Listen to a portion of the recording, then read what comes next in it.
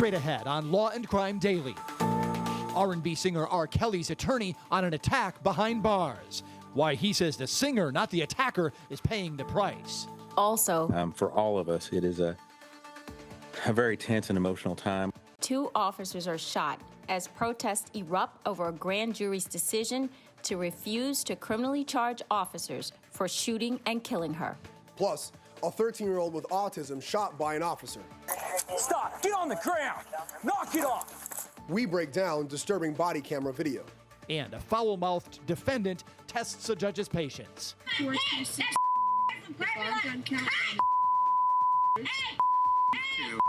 Law and Crime Daily covers court cases from coast to coast.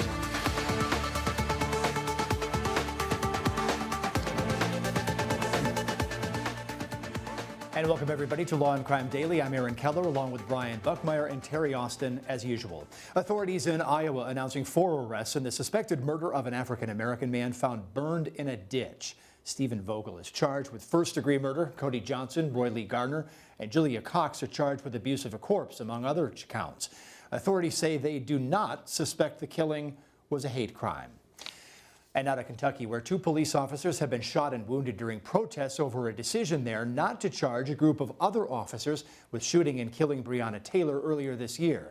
The interim Louisville police chief says 1 suspect is in custody and that both officers are expected to recover.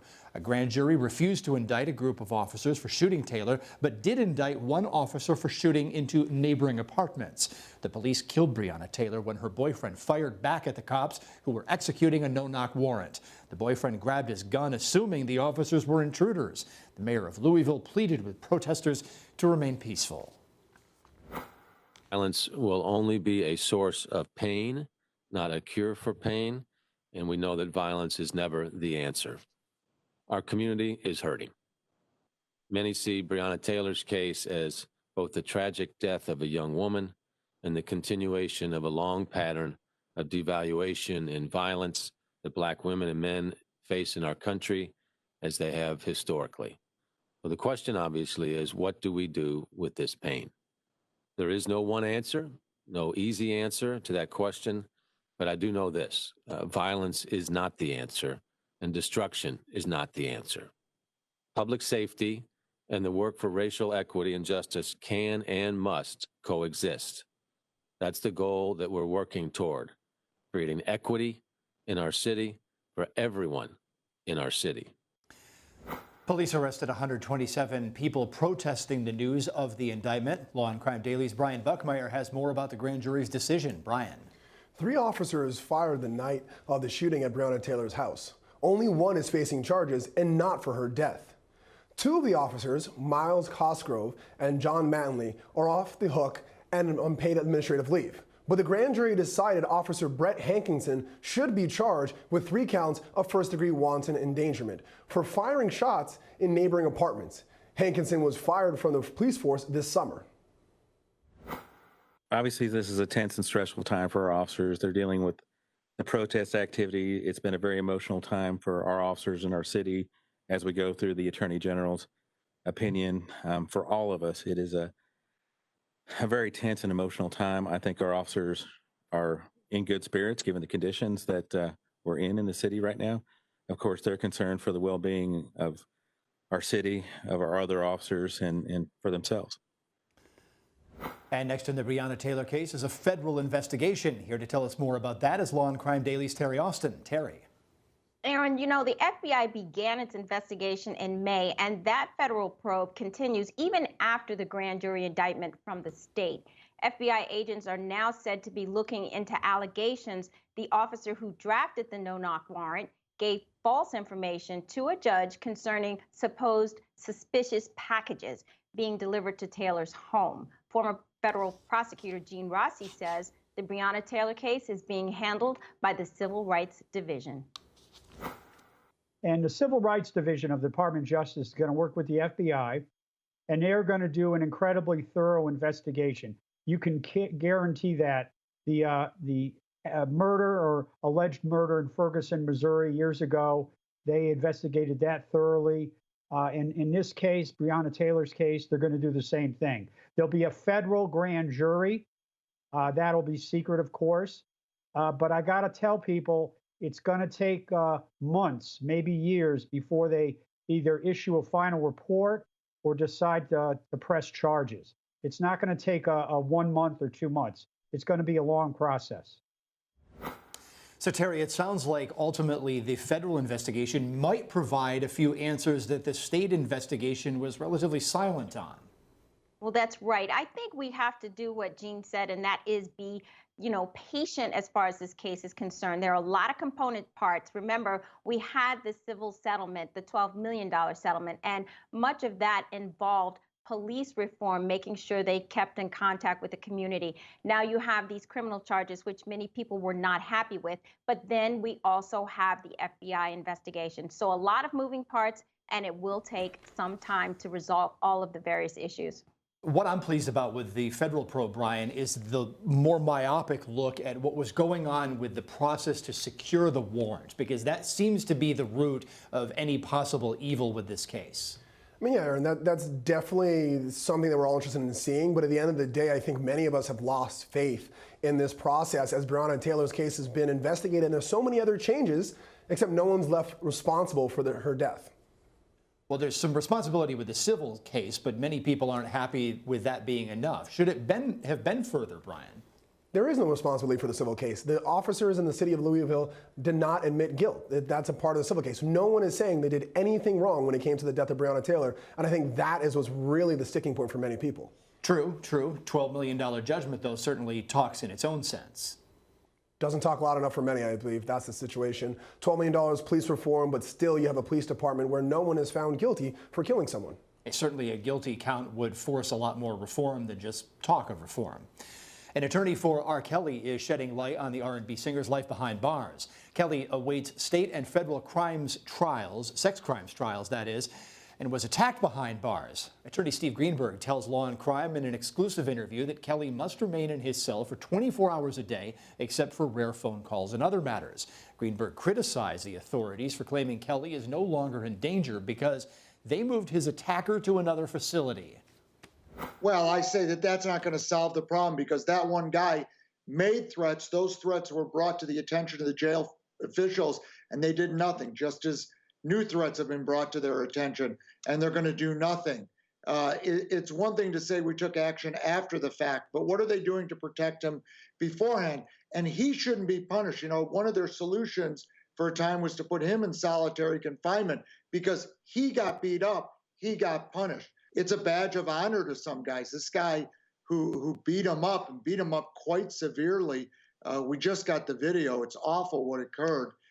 This guy who beat him up is spending the rest of his life in jail. There's no downside to him. He was a multiple murderer. He shouldn't have been housed in the same area as Robert, and he was. So the jail officials really failed him there. But it gets to the larger issue, which is he shouldn't be locked up anyway, as we've been saying all along. He's not a flight risk. He's not a danger to anybody. He should be out. They can't give him a trial date. And it's just a colossal mess. Greenberg balked at some of the core accusations against Kelly, which could end in a 10-year minimum mandatory sentence just in federal court, just in Illinois. And Greenberg railed against the process Kelly faces. You know, it's terribly frustrating when you know that you are 100% correct, but someone like Robert Kelly is being treated completely different than anyone else who was in the same situation. Anyone else who had these charges and didn't have the notoriety wouldn't be in custody, wouldn't have to wait indefinitely for a trial. They can't give him a trial because he's famous. They are doing trials now, but they can't accommodate the media, they can't accommodate the public, they can't accommodate the number of witnesses, they can't accommodate how many jurors it will take. All of this is being held against him, and that's just not right. That's un-American. Full steam ahead. We want a trial date. We want a trial date as soon as possible, and we want to proceed to trial. And still ahead on Law and Crime Daily, prosecutors make another play in their case involving NFL owner Robert Kraft. And the woman accused of helping kill her wealthy boyfriend's wife scores her own small legal victory. Law and Crime Daily continues after this.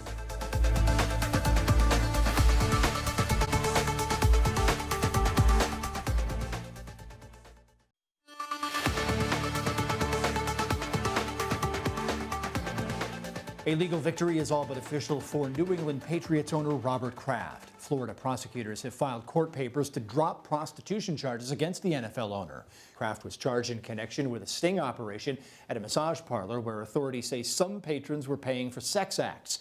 The police installed and monitored hidden surveillance cameras inside private areas of the spa. But judges at the trial and the appeals court levels ruled that the tactics violated patrons' rights to privacy because the officers did not minimize their intrusion on lawful conduct. To Connecticut now, where a judge has eased pretrial restrictions on the woman accused of conspiring to murder her boyfriend's wife. Michelle Troconis can leave her house and no longer has a curfew, but she must still wear a GPS monitor and cannot leave the state without permission from the authorities. Troconis and her boyfriend, Dulos, were accused together of conspiring to kill Jennifer Dulos. Dulos committed suicide before trial. Troconis' attorney has been trying for months to get the client out on bail and to ease her bail restrictions. Here are some of the arguments from a previous hearing and her attorney's reaction. I also know her mother, who's a psychologist in Florida, has moved up and is living with her. She has a practice, but she's been staying with her up until now because she's not allowed to even go shopping. The amount of money, the parents posted all their property. If she were to flee, they would lose everything. So I think that's something the court can take into consideration. I know for a fact, I spoke to the bail bondsman. He has secured the entire $2.1 million property owned by both his parents. Father's a doctor, a cardiologist, and mother is a psychologist. Today was just about loosening the restrictions on her house arrest. Michelle pled not guilty today on the most recent charges and asked for a jury. And until I've reviewed the material that were just given to me, and that's why I brought this large briefcase, I have no other comment because I don't know enough to say anything other than what I've said before. Michelle is innocent of these charges, and we plan to fight them through the courts. Thank you very much. Can you share any reaction to the death of Dulos from Ms. Troconis? No, I would say that that's not appropriate. Mr. Troconis, is there anything you want to? So Terry, the attorney there, not wanting to discuss the Dulos suicide, which was shortly before that hearing, but this has been a long fight, saying the parents have $2.1 million in assets that they can use to secure her cooperation with the criminal process. Is this move to give Troconis more freedom leading up to a trial rare, or is it common? Well, I was shocked, frankly, Aaron, because she faces some serious charges. I mean, conspiracy to commit murder is about as serious as you can get. And tampering with evidence in connection with that murder is something I would think they would want to keep her under house arrest. It's the least they can do, considering the fact that she has been facing all of these very serious charges. You know, Brian, they know where she is with the GPS monitor, so presumably she's not going to tamper with any more evidence if she's out walking around. But let's talk about the bond deal here. Millions of dollars of property securing the freedom and the cooperation. Not everybody gets that chance. No, not at all. I mean, everyone gets some sort of bail or bond, and bond is typically you give up a percentage of cash, and the rest is secured by some sort of property or some sort of object, whether a car or a boat or whatever it may be. But the peculiar part about this is that there's no real change of circumstances, which is usually the standard by which you change restrictions or bail or bond. But somehow, hey, I tip my hat to this defense attorney. It seems like he did a good job. He won a quick argument here. We'll continue to watch that case. And later on tonight, cockroaches, spiders, and other disturbing items arrive in the mail for a Massachusetts couple. And 4 eBay employees are in trouble with the law over the move. But first, the defendant who mouthed off to court personnel and who just couldn't stop swearing. How long before the judge loses her patience? That's coming up right after this.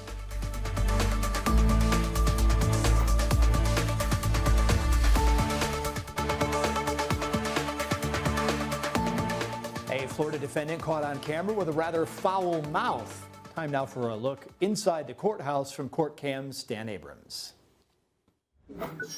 We're in the Miami-Dade Bond Court. Good afternoon. I'm Judge Mindy Glazer. I'll be presiding today over the bond hearings.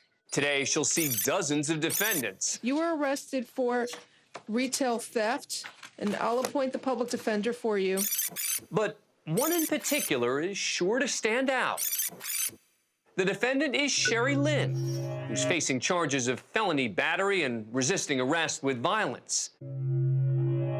Lynn appears remotely and is represented by a public defender. And from the very first question, have you ever been treated for any mental health issues? What you yourself first? It's clear Lynn is in no mood to be in court. I'm sorry, ma'am. I said go yourself. Okay, well, I'm a little busy right now. So Take another look.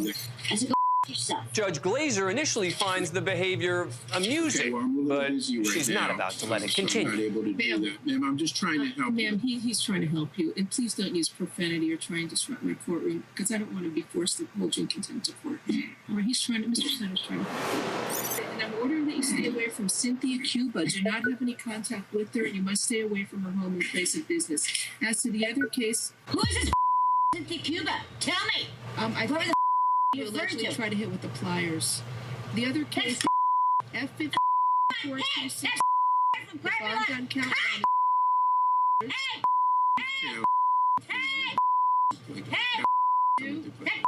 $5,000 is $1,000. Have a nice day, ma'am. We'll try and get you into the hospital. Lynn's ordered to pay a $50 fine and undergo a psychiatric evaluation. Earmuffs, folks, earmuffs. Court Cam, a Law and Crime production airing in its entirety on the A&E network. And when we come back here on Law and Crime Daily, the police shooting of a 13-year-old, why the teen's mother is calling for a change in tactics. That's next on Law and Crime Daily.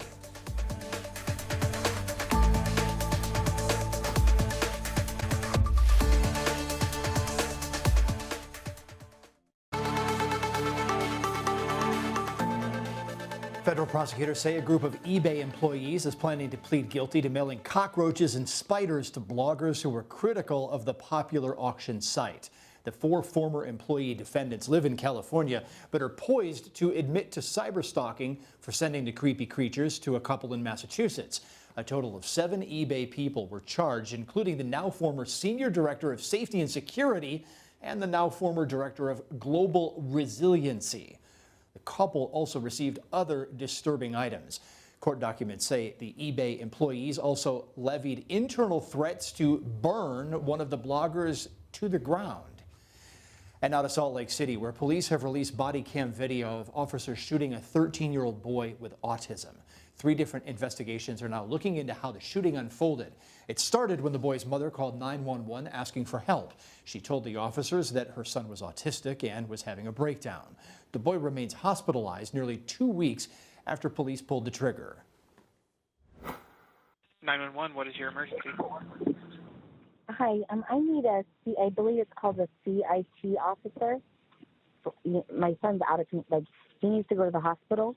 And the Lyon County Sheriff's Department, they shot my dad and killed him in his front yard this year.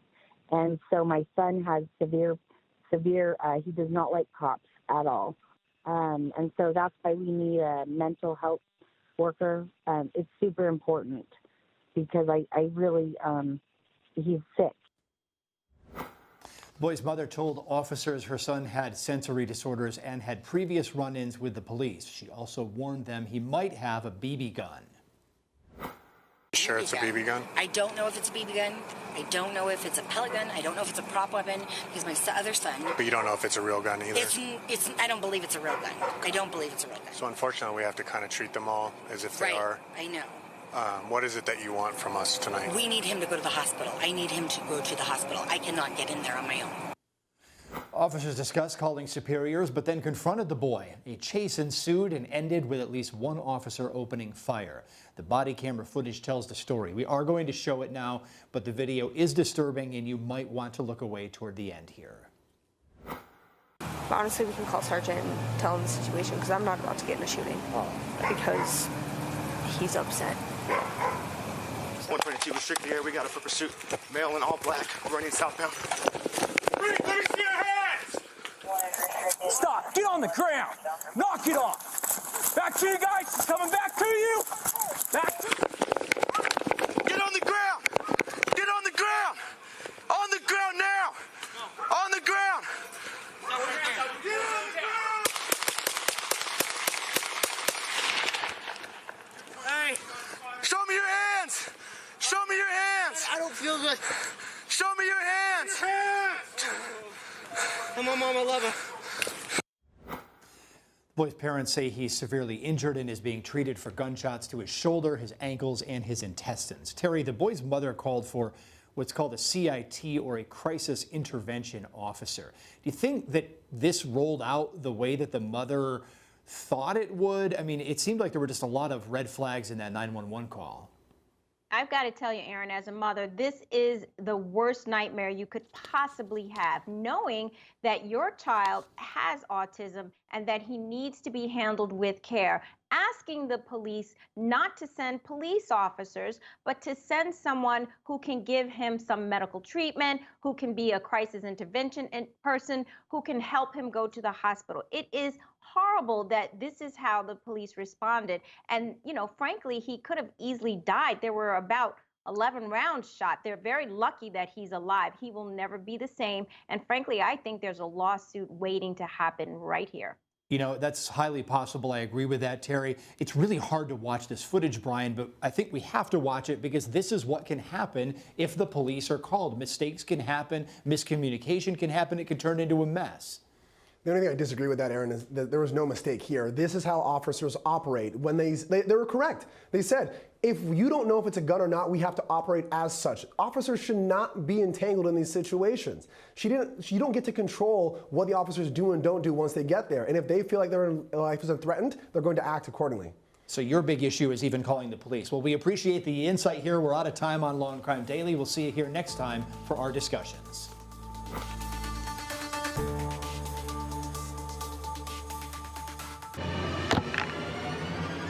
I'm Dan Abrams, and this is the Law and Crime Network. The only 24/7 network with expert legal analysis and gavel-to-gavel live trial coverage. Watch the Law and Crime Network today.